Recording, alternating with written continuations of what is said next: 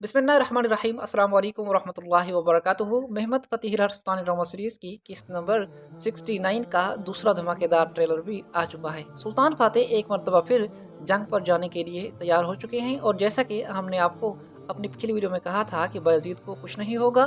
शहज़ादा बायज़ीद को सुल्तान फ़ातेह किसी तरीके से बचा लेंगे, सुल्तान फ़ातेह उसे मौत के मुँह में नहीं छोड़ेंगे।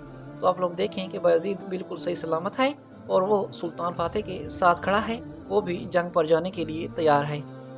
और जैसा कि हमने आपको अपनी पिछली वीडियो में बताया था कि आने वाली किस्त में प्रिंसेस रोज़ और सुल्तान फ़ातेह की शादी हो जाएगी और प्रिंसेस रोज़ इसके लिए हाँ कर देगी। तो नाज़रीन कराम, अब ट्रेलर में देखा गया है कि सुल्तान फ़ातेह की तीसरी शादी होने वाली है और क्या ही खूबसूरत नज़ारा है कि सुल्तान फ़ातेह की एक बीवी उसकी होने वाली बीवी से गुफ्तगू कर रही है और उसे कह रही है कि तुम दुनिया के अजीम सुल्तान फ़ातेह की बीवी बनने वाली हो और तुम्हारे कंधों पर अब एक बड़ा बोझ आने वाला है। सुल्तान फ़ातेह तो ये सोच रहे थे कि कहीं गुलशन खातून गमज़दा ना हो, इसीलिए उसे अपने वालिदैन के पास भेज दिया जाए। लेकिन नाज़रीन कराम, यहाँ एक मिसाल कायम हो चुकी है कि उसकी एक बीवी अपने खावंद की दूसरी शादी करने के लिए उसका हाथ मांगती है और फिर शादी के दौरान भी वो उसमें शामिल रहती है और एक अजीम औरत की तरह वो सारी खिदमत सर अंजाम देती है। इधर सुल्तान फ़ातेह ने यह कहा कि मर्द मैदान बनने का वक्त आ चुका है, तलवारें सौंत ली जाएं, ज़िरें पहन ली जाएं और अब मैदान जंग में उतरने का वक्त है। और अब उस्मानी शाहीन बेदार हो चुका है, उस्मानी शाहीन जाग चुका है। बैठने के दिन ख़त्म हो गए और अब वक्त है बोस्निया की फतह का और इस्लाम का परचम अब एक नए मुल्क पर बुलंद किया जाएगा। और नाज़रीन कराम, ट्रेलर के एक हिस्से में देखा गया है कि बिलाल ड्रिकोला ने अपनी मां को भी मार डाला है। जी हाँ, ये तारीख का एक बड़ा सियाह बाब है। बिलाल ड्रिकोला का जब भी तारीख जिक्र करती है तो तारीख भी कांप उठती है, लिखने वाले कलम भी कांप उठते हैं कि बिलाल ड्रिकोला इंसान था या जिन, इंसान था या शैतान। तो नाज़रीन कराम, अब आने वाली किस्त में बिलाल ड्रिकोला एक बड़ी कुर्बानी अपने मकसद के लिए देने वाला है और वो ये कि अपनी मां को वो मार डालेगा और ये कहेगा कि जब तक तू मेरे साथ है तब तक मैं फ़ातेह को नुकसान नहीं पहुंचा पाऊंगा। इसका मतलब है कि आने वाली किस्त में बिलाल ड्रिकोला अपनी मां को कत्ल करने के बाद अपने अंदर से इंसानियत का खात्मा करना चाहता है। उसके अंदर जो थोड़ी बहुत इंसानियत बाकी थी वो भी ख़त्म हो जाएगी और अब विलाद विलाद नहीं बल्कि ड्रेकोला बन जाएगा।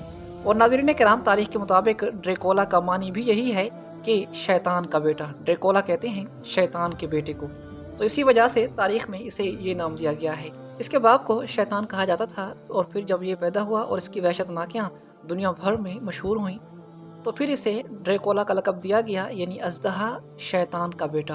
तारीख में इसका असल नाम वाई को बताया गया है और आपने ये नाम उसकी माँ से कई मरतबा ड्रामा सीरीज़ में सुना होगा।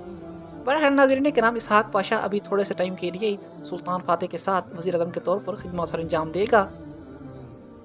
और इधर ट्रेलर में देखा गया है कि रादो ने भेस बदल कर अपने ही बदनतीन सिपाहियों को मारने की कोशिश की है ताकि ये आपस में लड़ जाएं, लेकिन इसकी गद्दारी फाश हो चुकी है और मलका कैतरीना ने इसे पकड़ लिया है। तो इसका मतलब है कि रादो तपश भी इस टाइम बहुत बड़े ख़तरे में है। मुमकिन है कि यहीं पर रादो का किरदार भी ख़त्म कर दिया जाए, क्योंकि जैसा कि आपने ट्रेलर में देखा कि इसकी माँ का किरदार ख़त्म कर दिया गया है, तो हो सकता है कि रादो तपश का किरदार भी यहीं पर ख़त्म कर दिया जाए। वैसे मेरे ख्याल के मुताबिक तारीख में इसका किरदार आगे चला था और ये मुसलमान हो गया था, इसने इस्लाम कबूल कर लिया था और ये सुल्तान फ़ातेह के साथ मज़ीद मुहिमात में शामिल हुआ था। वैसे 90% इम्कान यही है कि रादो की मौत आने वाली किस्त में नहीं होगी। ये क्योंकि ट्रेलर की एक झलक है, इसीलिए वाक़यात सही से खुल नहीं पा रहे। दूसरी जानब आने वाली किस्त में महमूद पाशा सरदारान को जमा करेंगे। तुर्क सरदारान जो कबायली सरदार होंगे उन्हें जमा किया जाएगा और उन्हें भी जंग के लिए तैयार किया जाएगा। और ट्रेलर में आपने देखा कि महमूद पाशा ने ये अल्फाज बोले, अब चांद के मुकम्मल होने का वक्त आ चुका है, परचम लहरा दिए जाएं और अब वक्त है फतह का। और दूसरी जानब 3 हिलाली परचम भी दिखाया गया। अब आने वाली किस्त में सुल्तान फ़ातेह की शादी भी होगी और जंग भी होगी। एक तरफ वो शादी निभाएंगे और दूसरी जानब वो जंग पर जाएंगे। गुलशन खातून के साथ तो आप लोग को याद है ऐसा हुआ था कि शादी की रात ही, मतलब कि पहली रात ही सुल्तान फ़ातेह कुस्तुनतुनिया चले गए थे। तो अब देखते हैं कि प्रिंसेस रोज़ के साथ क्या होता है। और ये बात भी हमें याद रखनी चाहिए कि सुल्तान फ़ातेह ने ये शादी कोई अपनी ख्वाहिशात वगैरह पूरी करने के लिए नहीं की, अपने शौक़ से नहीं की, बल्कि मजबूरन सल्तनत के फ़ायदे के लिए, मज़लूमों को जुल्म से बचाने के लिए ये एक सियासी शादी की गई है। और तारीख़ में بہت سارے سلطانوں نے اس طرح کی شادیاں کی ہیں۔ سلطان اورحان کے بارے میں بھی اسی طرح کی تاریخی روایات ملتی ہیں کہ انہوں نے 7 شادیاں کی تھیں، اور اسی طرح سلطان محمد فاتح کے بارے میں بھی یہی روایات ملتی ہیں کہ انہوں نے قریباً اپنی پوری زندگی میں 8 نکاح کیے تھے۔ بہرحال سلطان فاتح اب جنگ کے لیے تیار ہو چکے ہیں۔ پچھلے ویڈیو میں ہم نے آپ کو ایک تصویر دکھائی تھی اور یہ کہا تھا کہ ایسا لگتا ہے کہ سلطان فاتح جنگ پر نکلنے والے ہیں، کیونکہ کرچدوان آغا، بایزید، سلطان فاتح اور اسحاق پاشا کو اس تصویر میں جنگی لباس میں دیکھا گیا ہے، تو اس سے ہمیں اندازہ ہو گیا تھا کہ آنے والی قسطوں میں کوئی بڑی جنگ ہونے والی ہے اور سلطان فاتح ایک مرتبہ پھر اپنے لشکر کے ساتھ جنگ پر نکلنے والے ہیں۔ اگر ڈائریکٹر چاہتا اور واقعات کو مزید زیادہ کھینچتا تو کچھ مزید قسطیں بھی محل میں گزاری جا سکتی تھی، مگر کیونکہ سلطان فاتح سیریز ایک بہت ہی اچھی اور پاورفل سیریز ہے اور اس میں واقعات کو گھسیٹنے کے بجائے واقعات کو جلدی جلدی کور کرنے کی کوشش کی جاتی ہے، اسی لیے پونتس کی فتح کے بعد صرف چند ہی قسطوں میں تمام سیاسی اختلافات بھی دکھا دیے گئے، یعنی تیری فوج کی بغاوت بھی دکھائی گئی اور سلطان فاتح اور پرنسس روز کی شادی بھی کروا دی گئی ہے۔ ان کے درمیان جو لو سٹوری وغیرہ تھی اسے بھی بہت جلدی کور کیا گیا، مطلب کہ اگر ڈائریکٹر چاہتا تو اسے 10 قسطوں تک بھی کھینچ سکتا تھا، جس طرح پولیس مان ڈرامہ سیریز میں ہوتا رہا ہے۔ لیکن کیونکہ یہ پروڈکشن ٹیم صرف ٹائم پاس کرنے کے لیے سیریز نہیں بناتی بلکہ اصل تاریخ دکھانے کے لیے یہ سیریز بناتی ہے، ایک بڑے اہم مقصد کے لیے یہ سیریز بنائی جا رہی ہے، تو اسی لیے اس میں واقعات کو گھسیٹنے کے بجائے واقعات کو جلدی جلدی کور کرنے کی کوشش کی جاتی ہے۔ اگر آپ غور کریں تو اس سیزن کو 3 پارٹ میں تبدیل کیا گیا ہے، مطلب کہ اس سیزن کے 3 الگ الگ پارٹس بنائے گئے ہیں۔ پہلی 11 قسطوں میں پونتس کی فتح اور اس کے حالات و واقعات، اس کا محاصرہ دکھایا گیا۔